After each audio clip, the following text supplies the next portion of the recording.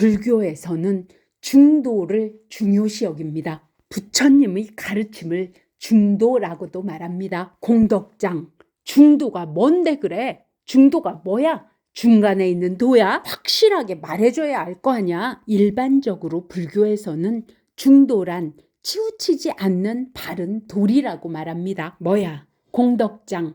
그럼 이쪽도 저쪽도 아니게 세상만사 그러려니 하고 살아가란 얘기야. 이래도 한 세상 저래도 한 세상 그냥 대충 그럭저럭 살다 가라는 얘기야. 그럴 리가요. 부처님께서는 부처가 되시고 나서 그것이 편안하고 우리가 행복한 것임을 알기에 부처가 되어가는 길을 중도로서 말씀하신 겁니다.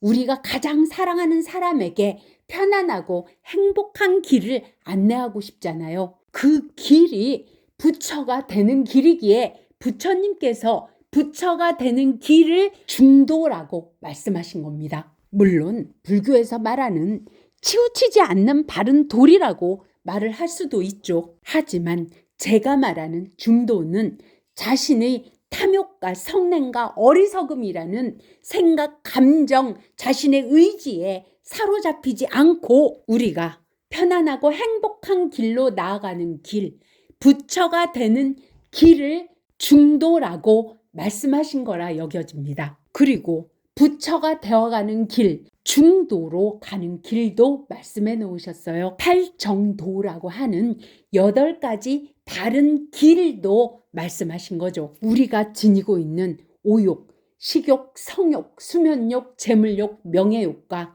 칠정, 희노애락, 오욕에 의한 집착으로 인한 탐욕과 성냄과 어리석음에 의해서 그 인과로 인해서 일어나는 그 많은 고통과 괴로움에서 벗어나는 방법을 팔정도로서 말씀하고 계십니다. 팔정도를 행함으로 인해서 악업이 선업으로 바꿀 수도 있거든요. 뭐야 공덕장, 너는 맨날 인의 예지 신만 강조하고 그러지 않았어? 영혼육 그런 것도 강조하고. 맞습니다. 제가 영혼육과 인의 예지 신과 호흡을 중요시 여깁니다. 저는 부처가 되기 위해서는 첫째로 영과 혼과 육에 대해서 잘 알아야 된다고 생각합니다. 다른 말로는 참나와 에고, 육체라고도 말합니다. 두 번째는 인의 예지 신이고 세 번째가 호흡입니다. 이 세 가지를 모두 하게 되었을 때 여러분은 중도에 접어든 것입니다.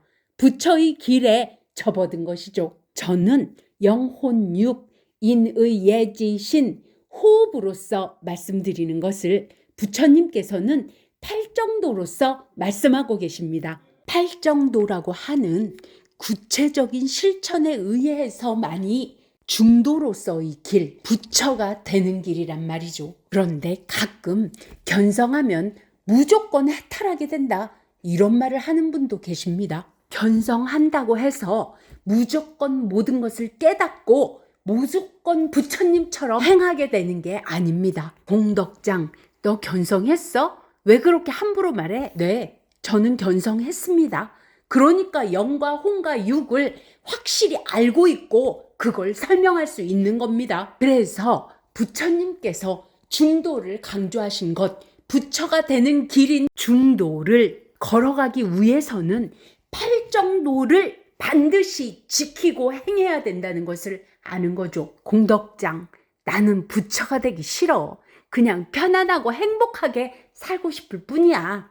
고통받고 괴롭기 싫고 내가 바라는 거 사소한 것들로 행복하고 싶을 뿐이라니까? 그렇게 부처가 되겠다는 원도 없어. 네, 그렇다고 하더라도 고통받고 괴롭기 싫다면 반드시 인의 예지 신을 지켜야 합니다. 저는 호흡과 인의 예지 신을 팔정도라고 여깁니다. 공덕장, 팔정도가 도대체 뭐야? 인의 예지 신이라고는 우리 많이 들어서 대충 알 것 같은데 팔정도는 정확히 모르겠어서 어떻게 인의 예지 신과 호흡을 팔정도라고 말하는지 알고 싶다고. 네, 팔정도라는 것은요, 인연 과보로 펼쳐지는 우리의 세상에서 나도 이익되고 남도 이익되게 하는 8가지의 바른 길입니다. 나도 이익되고 남도 이익되니 나에게 다가올 인연 과보가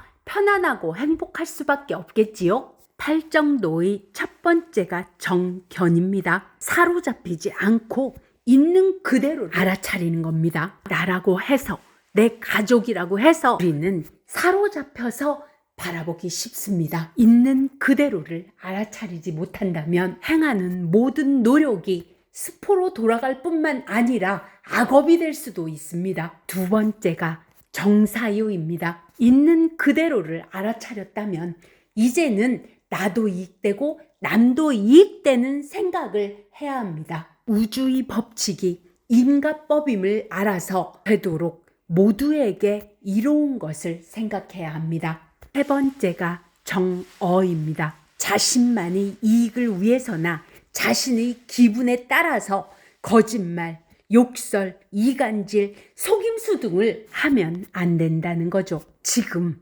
누가 거짓말, 욕설, 이간질, 속임수를 하고 있는 겁니까?